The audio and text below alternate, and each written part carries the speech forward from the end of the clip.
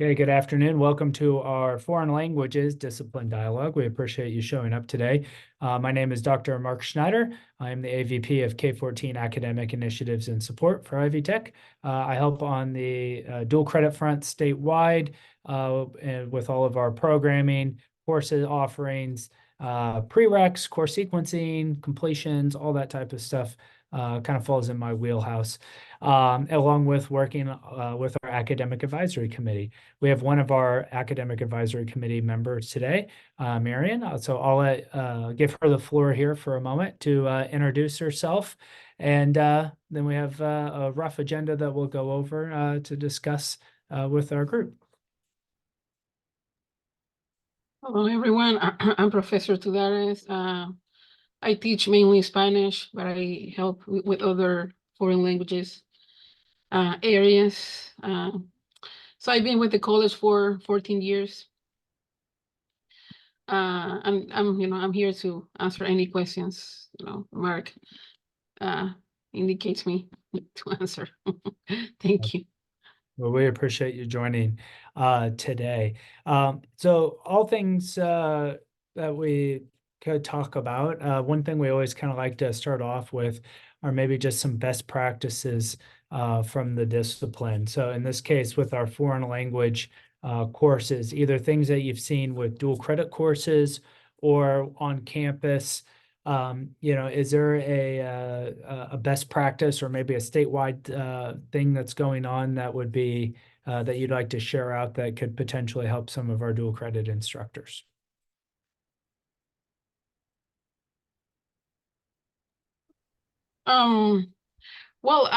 I did post some information within the Canvas folder, updated information. So that will be, the instructors can just, feel free to check that out. They have access to the Canvas shell, correct? Yes, so the professional development shells for this year, they still have access to, even though the deadline was April 1st, people can still view them and utilize them. We don't close it down until like the middle of June. And then the new professional development modules, which you and the other academic advisory committee members have been updating, those will be many cases they're already done or they're getting finished. We'll polish them up over the summer, and then we typically launch them around Labor Day for our instructors to use, so that way they can have access to it as early as they would like, but it's kind of busy at the beginning of the year. With the foreign languages, and this is maybe something I'd be interested to hear from the other members of the group. We always ask, or other people on the call here, we always ask for a hot topic or other things, interesting points that we haven't maybe thought of that would want to be shared out here. And yesterday I was at the State Board of Education meeting, and there was lots of discussion around high school redesign. And one of the major talking points was the foreign languages. So I'd be interested to hear anyone's perspective on that. We have from our dual credit instructors or Marion or anyone who would like to share any potential thoughts that they might have about that. I think high school redesign in foreign languages definitely fits the definition of a hot topic right now in the dual credit world. I think that taking Spanish out of, or world languages off of the requirement for an honors diploma is going to have a potentially detrimental effect, especially as universities are now wanting those world languages, like 2 years of world language for a 4-year university, sometimes for admittance.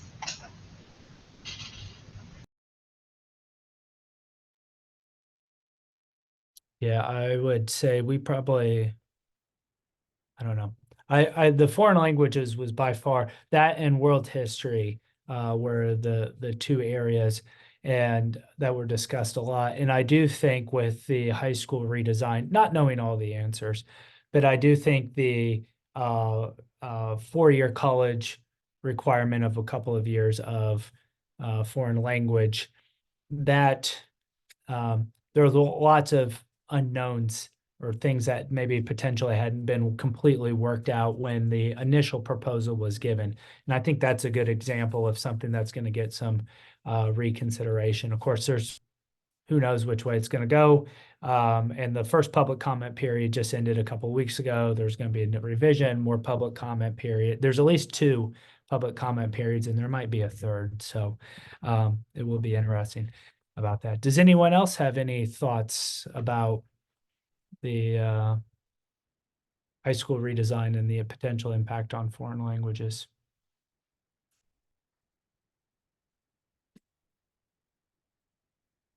I will just say I came from another call that they were talking about that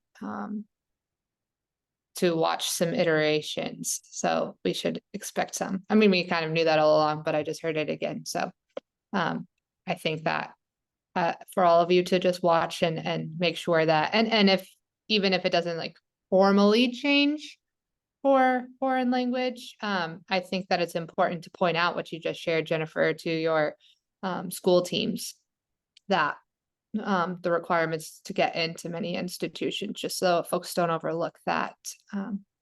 Even if it's not written into the diploma, it's still essential for a student's future. Yeah, and then I would also add too, just from a, if I was wanting to advocate strongly for if I was a foreign language teacher, I was a history teacher, but if I was a foreign language teacher and wanted to advocate for it, and your school offered the Indiana College Core, there is a very good chance that a good chunk of that Indiana College Core is delivered through a foreign language. Usually there's 4 courses, 101, 102, 201, 202, and the 101 and 102 are 4 credit hour courses. So instead of getting 12, you usually get 14 credit hours right there, and you are halfway towards the Indiana College Core right there. And with the new graduation requirements, ICC being one of the bucket 3, I don't know if they're using buckets terminology, but the things you have to check off, the Indiana College Core is part of it. And foreign language is a foundational piece for a lot of ICC offerings. So I think that is something just to keep in your back pocket as you have any discussions with any of your administrators. Marion, I do have a question about materials that or textbook type materials that are maybe available for our dual credit instructors for free. OER, Open Educational Resources, if there's any that you know of. This has been a topic that has been brought up a lot since last year when the state passed a law that capped how much textbook fees could be at a school district. And so the schools have been trying to seek many different ways to be very creative to lower that cost. And in many cases, are there free online options that are readily available? So didn't know if you knew of anything that's available online that would be available for our dual credit instructors, or if any of our instructors on the call had new and great resources that they'd want to share. The chat's available. Feel free to put that in that. But Miriam, didn't know if you had anything for the group here. I did complete probably 4 dual credit basics this past spring. And one of the surprises, well, I was not surprised, but I was inquiring about textbooks because, we have to fill out a form when we go to do observations, class visits to these different sites. And so when I requested information on textbooks, most of the instructors, most of the teachers, they just told me we don't use a textbook. Okay, so I was like, inquiring more, like, okay, can you give me information on what you use? So they were giving me all these, websites, and if they share a lot of teaching material among different teachers. So surprisingly, I was like asking them, okay, is there like something like a website? And they say no, like they use different things. So probably they know more about OER than me, because we have to use a textbook. It is required. at least in our classes, it is required that we use a textbook, so it's not optional. I mean, I'm sure, I don't know if the teachers here have, I don't know, any comments or suggestions, but yeah, I don't have a specific website beyond what we use, like the ancillaries for our textbooks. But I'm sure these instructors, I'm sure they have different resources or different websites where they go a lot to, find resources. Yeah, and I will say too, we have a YouTube video. I'll have to add it to our calendar invite later on of how to access Ivy Learn, which is our version of Canvas. There's a section called the Commons, and so if anyone has created a free resource, there's in many cases there's no reason to reinvent the wheel. If you need like a practice quiz or a handout or something like that, those types of materials are available in the Commons for any of our dual credit instructors. Now, only a small fraction of our dual credit instructors use Ivy Learn or Canvas shells to put material in there, but you can still go in there and download stuff off for your own use. And every dual credit course that we have has a course shell available. So you can utilize that however, to whatever extent you want. Most teachers use either their Canvas that they have through their school or whatever other platform, LMS platform that they might have. We do get the question sometimes, why do we not provide the course shell that we have for like our online classes or our on-campus classes like Spanish 101, French 101, German 101? Why can we not just provide that course shell pre-populated to all of our dual credit instructors? And the long and short answer of it is it comes down to money.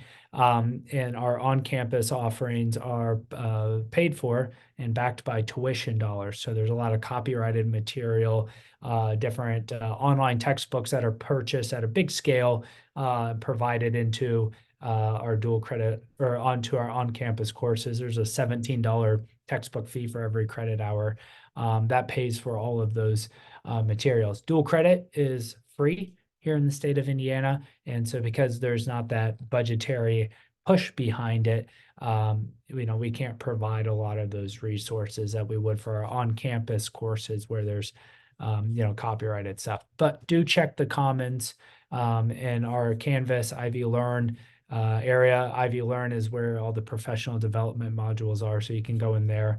And like I said here, I'll link a YouTube video for how to access it. But good resource for lots of different material. I will add to our chat here a link to our syllabus. Type that up here. Our syllabus folder for next year. This is a work in progress right now, but we're getting close to having it finished for next year. At the bottom of this folder, there's a file with our dual credit syllabus template. And that template is used for all of our dual credit courses. We have nearly 400 of them statewide. We have 6,000 course sections. All of them have to have a syllabus. And so we've had this generic template that we've provided for all of our instructors. But we've realized that there are some particular pain points that pop up that maybe cause syllabi to get rejected for their first submission for whatever reason. Sometimes it's maybe missing or having an incorrect grading scale. Some programs have different grading scales than the traditional kind of 90, 80, 70 scale. Maybe there's a accreditation requirement for a particular program and there's something needs to be inserted into the syllabus. Or maybe someone just has used the same template for the last couple of years and we've updated like our Title IX or our plagiarism policy, and that language needs to be updated as well. So we've updated all of those things, but we've done a course by course syllabus template for all of our dual credit instructors. So our dual credit instructors will still have to modify. They can download those templates and they'll still have to modify the things that you find in red on that on each file for each course. So you'll have to update your name, your email address, your school, those types of things. The thing that'll take the longest is the calendar. So how are you teaching the course sequence, throughout the semester? That will take the longest amount of time. But hopefully this will help with some of the issues that do pop up from time to time with syllabi submissions as we get ready to start all of that again next year. So do be aware of that. Miriam, I don't know if you have anything to add, or you can just say, yep, they're there too. Yeah, I think all of them are updated already, so just feel free to check for German, Spanish, or French. Yep. Looking at our other agenda, didn't know our last part here is just the Q&A part. So we typically end or close on Q&A from our group. Sometimes this takes 2 minutes, other times it takes 40 minutes. So just want to have this dialogue part of our session. Any questions, comments, concerns, shout outs, anything that our dual credit instructors would like to share here, please do so. Now's the time.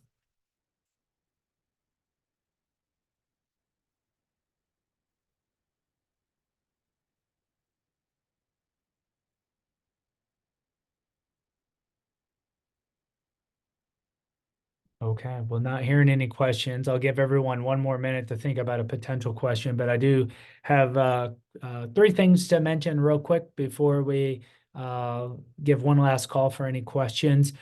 First, once again, if you want those professional growth points, please fill that form out that I've put in the chat for everyone. We'll send that out next week. Don't forget about free summer offerings for all high school students.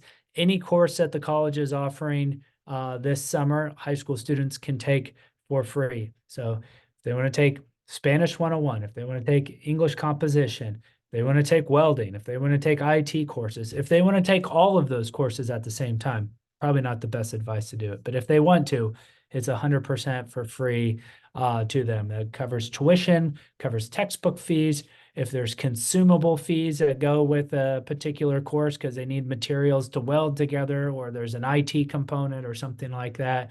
I know the Raspberry Pis, I don't even know what those are, but it's not food, but it's some IT thing that they all need.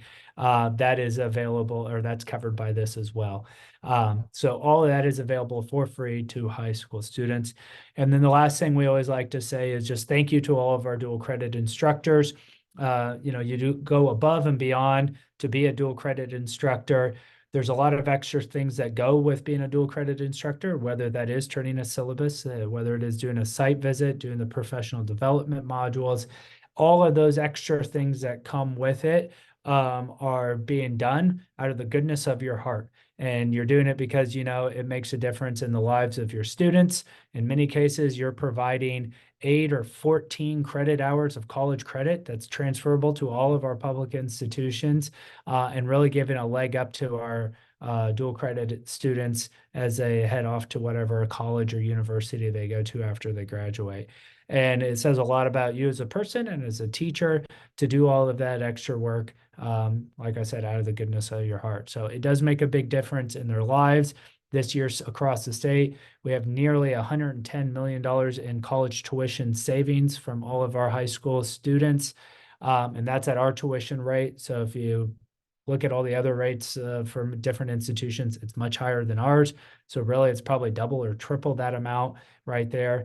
And that number is not possible without dual credit instructors. It starts and ends with dual credit instructors, and we really appreciate all that you do. If there is anything we can do to help, I will put my name and email address in the chat. Feel free to reach out anytime.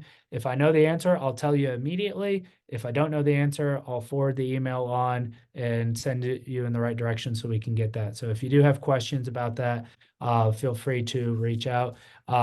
Marion, if you could put your email in there too, just in case. Oh, we see a future dual credit Ivy Tech student there, going to be earning the Indiana College Core with us. Definitely earning 14 credit hours in a foreign language. We always like to see little ones joining us. I do see someone has a question about in the chat. If you'd like to come off mute and ask that, we'll do that here before we head off. Yes. I have a question about benchmarks. I wanted to know for the 101 and the 201, well, 101, 102, and the following levels.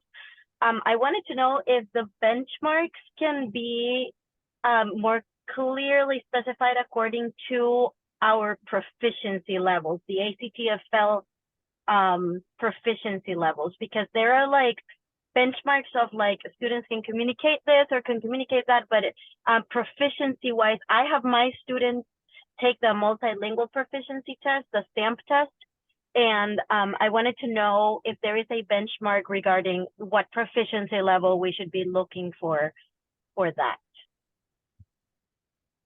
Okay, that is a very specific question. When you say benchmarks, I assume you mean like course objectives and not like prereqs or Correct. credentialing, Yes. but like for that, okay. Like what proficiency level should our students be leaving our classes with or in? Marion, do you have, can you offer some advice there? I'm trying to think how we measure that. Because I mean, for the 101, our 101 class, we cover certain topics. I mean, I guess you will have to look at the class objectives. That probably will give you a better idea of, what are the expectations for 101, expectations for 102. We don't have this multilingual proficiency test. We don't have that. We don't have that tool to assess, the level of skills of our students. So we don't have something similar at our Ivy Tech. I mean, I don't know if that answers your question. If I trying did- to think. I did put in the chat the course catalog and the course objectives for Spanish 101. I would say too, probably the biggest resource, and this kind of varies depending on the resources available at each campus, but always reach out to your local program chair that's helping oversee your dual credit courses. For some of those questions, many of those questions, the academic type questions, they can give you very specific and clear guidance. But with the academic freedom of being a college professor with this, granted, high school courses are a little bit different in the specificity of it. But with the college courses, there's a lot of freedom to be able to reach those course objectives right there. I don't know if any of the other dual credit instructors on the call have any other thoughts or ideas around the benchmark question that was asked.